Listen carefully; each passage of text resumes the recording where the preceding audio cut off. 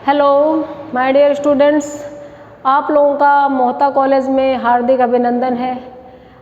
अभी जो परिस्थितियां हैं उसमें teaching method, teaching technology, teaching methodology, बहुत सारी चीज़ें चेंज हो गई है। आप लोग 12वीं का पास करके अभी जस्ट कॉलेज के लिए निकले हैं घर से, और इस महामारी ने सिर्फ राजगढ़, सिर्फ राजस्थान या सिर्फ हिंदुस्तान का नक्शा नहीं बदला है। इस महामारी ने वैश्विक परिदृश्य को परिवर्तित किया है। इस समय पूरे विश्व में जितनी चीज़ों में सबसे ज़्यादा क्राइसिस चल रहा है उसमें से एक है एजुकेशन सिस्टम। छोटे बच्चे और किशोर उम्र के बच्चों के पास टाइम कंज्यूम करने की समस्याएं हैं। उनका जीवन जो अबाध गति से उड़ रहा था, भंवरों की तरह, तितली की तरह, पतंगों की तरह आसमानों को छू रहा था, वो इस महामारी ने दहलीज में कैद कर दिया। अब आप लोग रिजल्ट आने के बाद कॉलेज की तरफ उन्मुख हुए हैं, तो हम क्लासरूम स्टडी वैसे नहीं कर पा रहे हैं। सोशल डिस्टेंसिंग, फिजिकल डिस्टेंसिंग को मेंटेन करते हुए हमें अपना सिलेबस भी कवर करना है, हमें एक दूसरे से रूबरू भी होना है। तो उसके लिए टेक्नोलॉजी ने हमारी बड़ी मदद की है। बीए पार्ट फर्स्ट में मैं आर्ट्स वाले बच्चों में भी हिंदी लिटरेचर के बच्चों से बात कर रही हूँ। बहुत सारे सब्जेक्ट्स में से आप चुनेंगे कला को, कला में से, संकायों में से आप कला चुनेंगे, कला में भी फिर आप सब्जेक्ट चुनेंगे। कंपटीशन एग्जाम्स के लिए सबसे ज़्यादा जीके और लिटरेचर ज़रूरी होता है। जीके में हिस्ट्री, पॉलिटिकल, ज्योग्राफी, ये 3 आते हैं। लिटरेचर में हिंदी, इंग्लिश, संस्कृत। लेकिन अब तीनों लिटरेचर भी नहीं ले सकते, और तीनों विदाउट लिटरेचर के सब्जेक्ट लेने से आपका भाषा बोध, आपका एक्सप्रेशन वीक रह जाएगा। तो इसलिए हम सोशल सब्जेक्ट्स में से, सोशल साइंसेज में से 2 लेकर के कोई एक लैंग्वेज पेपर ले सकते हैं, लैंग्वेज सब्जेक्ट ले सकते हैं। तो मैं ये मानकर चल रही हूँ कि मेरा जो वीडियो है वो हिंदी के विद्यार्थी देख रहे हैं, बीए पार्ट फर्स्ट के। तो फर्स्ट ऑफ ऑल हम पढ़ना शुरू नहीं करेंगे। पढ़ना शुरू करने के पहले हमें ये जानना है कि हमारा सिलेबस क्या है। हमें बीए पार्ट फर्स्ट में हिंदी में 2 पेपर पढ़ने हैं, 2 पेपर में 3 किताबें पढ़नी है। फर्स्ट पेपर में पद्य की किताब है, आदिकालीन और भक्तिकालीन काव्य, और सेकंड पेपर में 2 किताबें हैं, कहानी संकलन जिसमें 18 कहानीकारों की कहानियां हैं, और एक उपन्यास है धूल पौधों पर गोविंद मिश्र का। ये हमें पढ़ना है। लेकिन सिलेबस शुरू करने के पहले मैं आपसे बात करना चाहूँगी कि ऐसे ये हमारा सिलेबस तय कौन करता है। देखिए, इसके लिए मैं 3 चीज़ें लिखूँगी।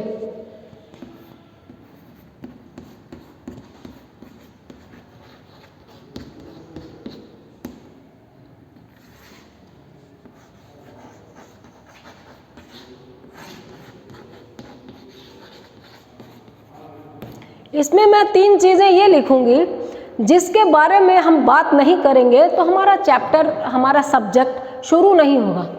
सबसे पहले हिंदी भाषा, हिंदी भाषा के बाद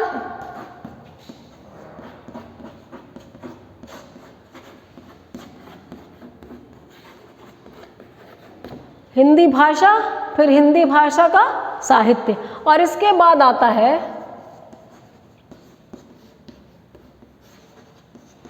हिंदी साहित्य का इतिहास। हम चाहे तो इसमें एक और चीज़ लिख सकते हैं, हिंदी साहित्य के इतिहास का इतिहास। देखिए, किसी भी चीज़ का इतिहास ज़रूर होता है। मैं यहाँ खड़ी हूँ तो ये जो मैं बायोडाटा बनाती हूँ कि इस ईस्वी सन में इस डेट को मैं जन्मी थी, इस तारीख को 10th का पास किया, इसको 12th किया, इस दिन जॉब लगी, इस दिन ये हुआ, ये बायोडाटा क्या है? ये मेरा इतिहास है।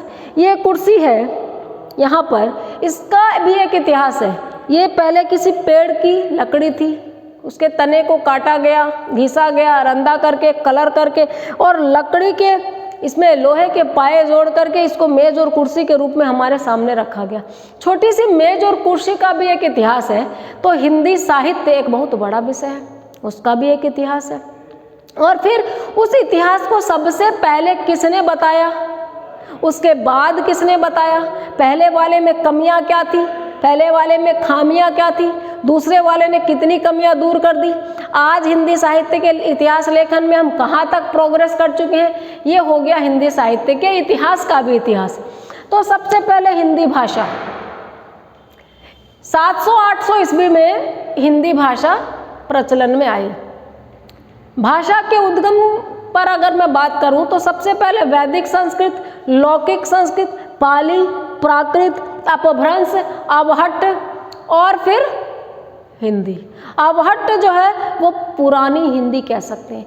हिंदी जो आज हम देख रहे हैं ये जब शुरू हुई थी, इन दोनों के बीच में जब हिंदी पुरानी आ रही थी और अपनी दूसरी अपभ्रंश से बिछुड़ रही थी और ऐसी हुई भी नहीं थी, उस मिश्रित भाषा को हम अवहट्ट कहते हैं। और इसमें अवधी, ब्रज ये सब हम लोग हिंदी के अंतर्गत ही मानते हैं।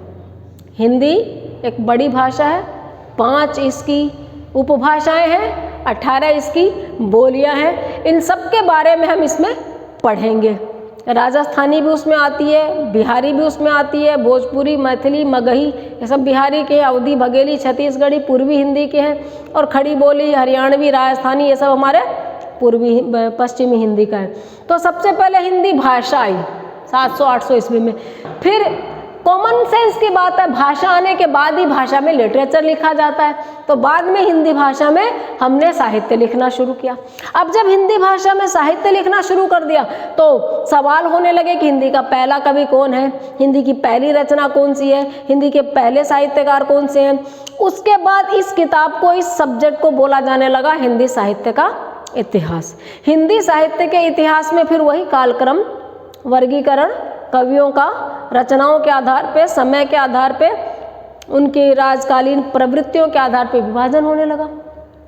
तो हम लोग जब हिंदी 700-800 ईस्वी से मानते हैं तो मोटा मोटी 1000 ईस्वी से इसको और आगे खींच के 700-800 में एक्चुअली अपभ्रंश ही ज़्यादा चलता था।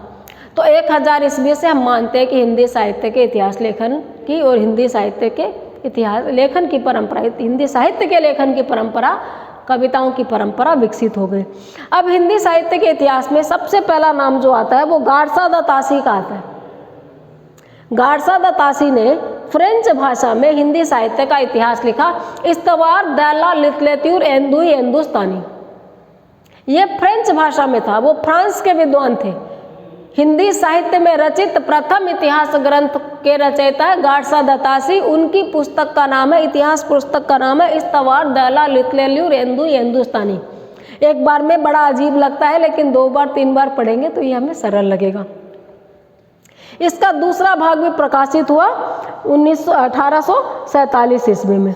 इसके बाद में दूसरी किताब शिव सिंह सेंगर की आई, शिव सिंह सरोज, वो आई हिंदी भाषा में। तो देखिए ऑब्जेक्टिव के 2 क्वेश्चन बन गए हमारे पास। पहला है हिंदी साहित्य के प्रथम इतिहास ग्रंथ का नाम लिखिए, तो इस्तवार दैला लेंदुई एंदुई हिंदुस्तानी। हिंदी साहित्य का हिंदी में रचित प्रथम इतिहास ग्रंथ वो है शिव सिंह सरोज। उसके बाद तीसरा शिव सिंह सरोज ने 83 में लिखा। उसके बाद आया अंग्रेजी में लिखा हुआ जॉर्ज ग्रियर्सन का the modern vernacular literature of Hindustan, ये 88 में आया, 1888 में। अब ये तीसरा ऑब्जेक्टिव प्रश्न बन गया, हिंदी साहित्य का अंग्रेजी में रचित प्रथम इतिहास ग्रंथ। समझ रहे? पहला इतिहास ग्रंथ इस्तवार दैला लिटरेचर एंदुई हिंदुस्तानी, दूसरा शिव सिंह सरोज, तीसरा the modern vernacular literature of Hindustan. पहले का श्रेय जरूर मिलता है गारसा द तासी वाले को, लेकिन वो फ्रेंच में है, और दूसरा होते हुए भी हिंदी में रचित पहला है शिव सिंह सेंगर का, और अंग्रेजी में रचित पहला गारसा था इसका जॉर्ज ग्रियर्सन का। अब देखिए कोई भी चीज़ दुनिया में पहली बार बनती है तो उसमें परफेक्शन नहीं होता, उसमें कमियां होती हैं। आपने देखा होगा जब ग्राहम बेल ने टेलीफोन का आविष्कार किया तो वो एक बड़ा सा भद्दा सा डब्बा होता था, फिर वो मेटल में आया, लकड़ी में आया, धातु में आया, छोटे रूप में आया, कोर्डलेस आया, ऐसे ऐसे ऐसे ऐसे घुमाते रहते थे, घुमाते रहते थे।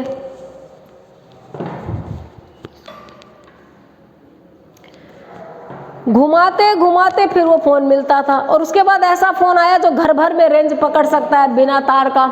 और अब तो मोबाइल फ़ोन है, 1 SIM 2 SIM, multi SIM, memory card, torch और पता नहीं सब कुछ, वो मिनी कंप्यूटर और जितना कुछ एक्सप्लोर करना हो आपको। तो ये परिवर्तन कैसे हुआ? जब आविष्कार हुआ फ़ोन का। लेकिन फ़ोन का आविष्कार ही नहीं होता तो ये इतने आगे के प्रोग्रेस भी कदम दर कदम हमें नहीं मिलते। तो जन्म भी ज़रूरी है और बाद में उनका विकास भी ज़रूरी है। हमने पा मूवी देखी थी, उसमें एक बच्चा जन्म लेता है लेकिन उसका विकास नहीं होता। या जो ऑटिज्म के शिकार बच्चे हैं, हमने उसको देखा है कि वो जन्म तो ले लेते हैं, उम्र भी बढ़ते, लेकिन विकास नहीं होता। तो ये भी रोने की चीज़ है, दुख की चीज़ है, उन माँ बाप के लिए बड़ी दुखदाई बात है, समाज के लिए चैलेंजिंग है। वो बच्चा अपने लिए वो भारी हो जाता है। तो ना सिर्फ जन्म जरूरी है, उसका विकास भी जरूरी है। लेकिन विकास कब होगा? जब जन्म होगा। और शुरुआत में कोई बच्चा जन्म लेता है, ना वो खुद बोल सकता है, ना वो बता सकता है, ना वो दौड़ सकता है, लेकिन वही बच्चा एक दिन बड़ा अच्छा वक्ता बन जाता है, बहुत अच्छा पहलवान बन जाता है, बहुत अच्छा नेता बन जाता है। तो यही बात है कि हिंदी साहित्य के इतिहास में भी शुरू में काफ़ी कमियाँ हैं। जो पहला इतिहास इन्होंने लिखा है गारसा दत्तासी ने, उन्होंने कालक्रम भी नहीं रखा, ईस्वी सन नहीं रखे, कवियों का विभाजन नहीं किया, उर्दू, फारसी और दूसरी भाषाओं के कवि भी ले लिए, 5000 कवि ले लिए हर जगह के। लेकिन तब भी उन्होंने कोशिश की। दूसरा फिर आया, उसने थोड़ी सी कमी दूर की, उन्होंने 1000 कवि रखे शिव सिंह सेंगर ने।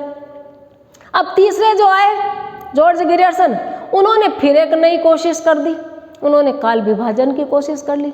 अब वही पहले वाली बात टेलीफोन वाली, इन्होंने काल विभाजन का पहला प्रयास किया तो इनके उसमें गलती रह गई।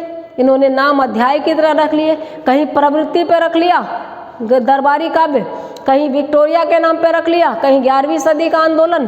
तो इन्होंने एक क्राइटेरिया को फुलफिल नहीं किया, या तो वो ईस्वी सन पे चलते, या वो प्रवृत्ति पे चलते, या वो राज्याश्रय की प्रवृत्ति पे, राज्य की धारा के आधार पे चलते।